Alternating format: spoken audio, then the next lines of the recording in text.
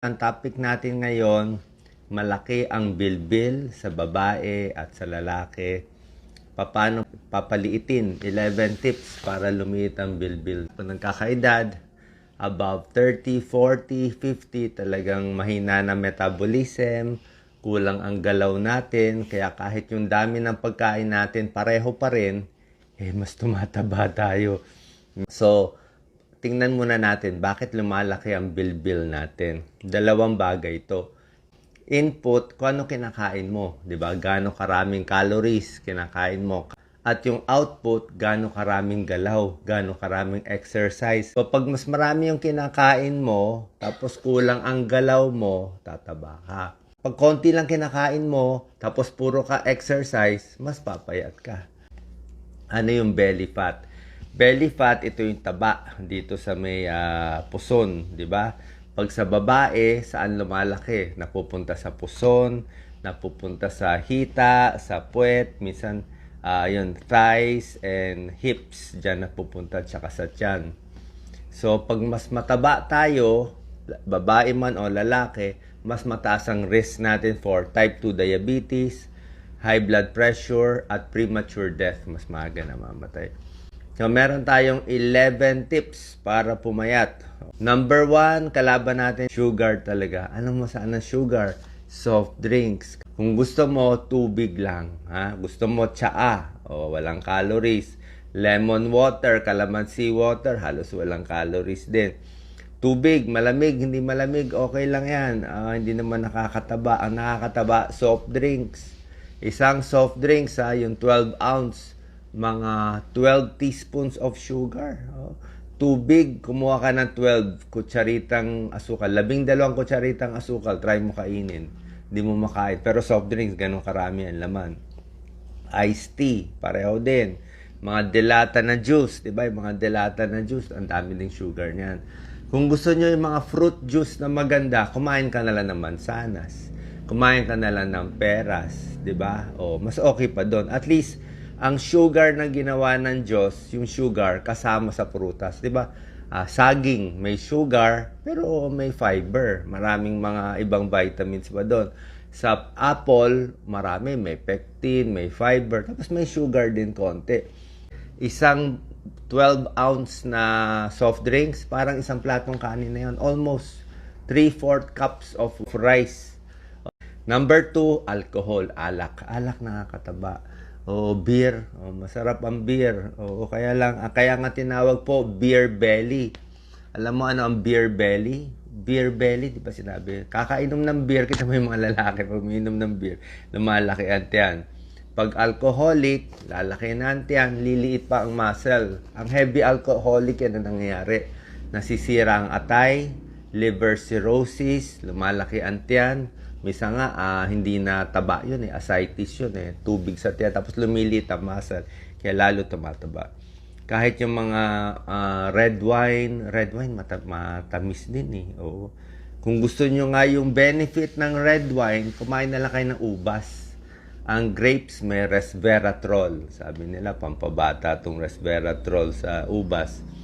Number 3, trans fat ang kalaban natin. Trans fat, ito yung nilalagay sa processed foods. Pag pumunta tayo sa supermarket, yan ang gusto ko bilhin, di ba? Muffin, donut, croissant, pastry, di ba? Mga crackers, mga cakes, processed foods, di ba? Mga processed foods, maraming trans fat Oo, kahit mga crackers Yung sa trans fat, according sa pag-aaral, mas namamaga, mas may inflammation sa puso, kaya mas matataba yung mga tao ngayon. Number 4, kulang sa exercise. Sedentary lifestyle. Kulang sa galaw. So, mas magalaw, mas maganda. Kasi pinapawisan Umaandar, may circulation. Kahit papano, di ba, pinapawisan ka yung dugo mo. Dumadaloy, di ba? Ayaw mo huminto yung daloy ng dugo. Kaya, galaw-galaw para hindi pumanaw. Number 5, kailangan din natin ng protina sa diet. Alam nyo ba, ang Pilipino, bakit puro kanin daw tayo? Yung kanin, nagkakos ng diabetes. Bakit tayo puro kanin? Mahal ang gulay, mahal ang baboy, mahal ang kaya puro kanin na lang, konting ulam. Kaya dahil doon, mataas ang diabetes.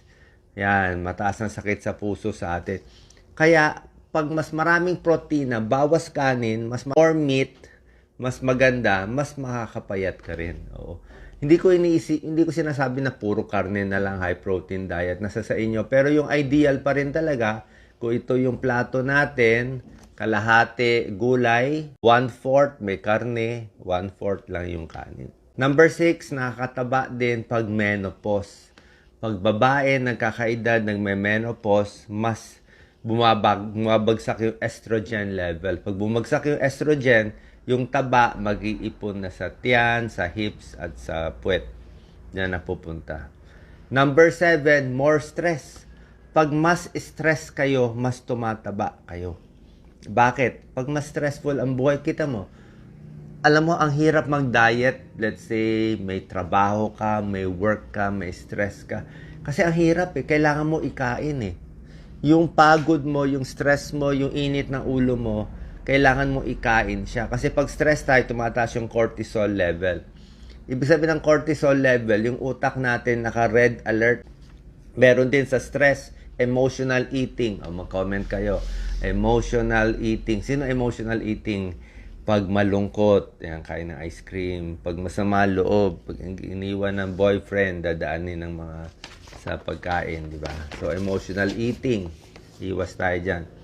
Number 8, low fiber diet. Masama. Kailangan natin high fiber diet. Low fiber diet, puro lang laman, puro lang taba, puro lang karne, kulang sa gulay. High fiber diet, kailangan maraming gulay. High fiber, mga lettuce, repolyo, kangkong, ampalaya, lahat yan. Lahat ng gulay, high fiber. Ibig sabihin, ang high fiber, ang laki ng bulk ng gulay, di ba? Ng salad. Pero, konti lang calories nun. Ibig sabihin, mapupuno ang tiyan mo. Pag napuno ang tiyan mo ng gulay, busog ka na. Pero pag naggulay ka, malaki na siya, bulk forming, at mabubusog ka pa. Sa prutas, apple, maganda. Pang diet yan. Apple, konting banana, pwede rin naman. May Japanese banana diet. Banana lang o apple lang, mas mabubusog ka dyan. Ang medyo lang nakakataba na prutas, yung mangga, nakakataba. Ubas, nakakataba. Raisins, yan yung mga very sweet. O strawberry, pwede rin. Kung may pera kayo, Baguio strawberry. Wag lang lagyan ng maraming sugar, nakakabusog din yun, di ba? Maasim-asim lang. Number 9, pagbubuntis. Sabihin nyo, tunay o hindi, pag nagbuntis, doon tumataba. Mahirap magpapayat. May kasabihan, bawat baby nyo plus 10 pounds. So kung dati 100 pounds lang kayo, payat, nagkaroon kayo ng 2 anak, tingnan nyo yung timbang nyo, 120 pounds na. Usually, minsan tumataas ng 10 pounds. Pero hindi naman kailangan yon. So, pag tama lang dapat yung pagtaas ng timbang habang nagbubuntis, monitor kayo ng OB nyo. Kasi pag sobrang bilis yung pagtaba mo, hindi porke buntis, pwede kumain lahat. May limit din. Baka magka-diabetes kayo habang nagbubuntis. Pwede mag-diabetes, gestational diabetes. Diba? So, pag nagbubuntis, tamang weight gain lang. Baka mapunta sa nanay lahat yung taba, hindi naman napunta sa baby. Pag lumabas na lang yung baby, tsaka pakainin si baby. Diba? So, pregnancy, yan. Kailangan afterwards may exercise. Number 10, namamana. Merong katabaan na belly fat na mamana sa magulang. Kaya nga may kasabihan let's say, o kayo sa mga lalaki, let's say nangliligaw kayo, tingnan nyo itsura nung mommy ng girlfriend nyo. Kung ano itsura ng mommy, yan ang most likely magiging itsura ng girlfriend mo or asawa mo after 30 years. So, pag yung mommy niya mataba, possible na tumaba rin siya. Or kayo rin naman, mga lalaki, di ba? Pag yung daddy ay mataba, pwede rin naman mamana. Hindi naman lagi, pero madalas. Ang katabaan minsan, nasa pamilya. Number 11, last, kulang sa tulog. Pag kulang sa tulog, mas nakakataba. Yung mga puyat, night shift, yan din ang ginagawa ng katawan. Stress ka man o kulang ka sa tulog, gagawin ng katawan, let's say alas 12 na, may trabaho ka pa, kailangan siya kumain Yung mga night shift, di ba, puyat sila, kailangan nila idaan sa kain para makabawi. Para makabawi do Kaya nga, kung mas mahaba ang tulog mo, kung mas mahaba yung oras ng tulog, mas hindi ka kakain, di ba? Mas relax ka pa. Mas kaya mo mag-diet kung hindi ka stress, mahaba tulog mo, wala ka masyado iniisip, doon kaya mo i-diet at i-exercise. Pero kung sobra ang trabaho mo, sobra kang stress, puyat ka pa, minsan walang choice, kailangan kumain. Okay? So sana nakatulong tong tips natin para mabawasan ang belly fat. Tapos syempre, mga exercises, pipilitin natin yung mga crunch na exercise, yung mga walking, brisk walking, yung mga, lahat pa, yung mga dancing, kung ano pa yung mga aerobic exercise nyo, okay din to. Warning ko lang sa may edad, 40, 50 and above, huwag masyadong biglaan. Bigyan ng time para magpahinga. Okay? Minsan kasi, pag nagkakaedad, konting exercise for the day, next day, pahinga na.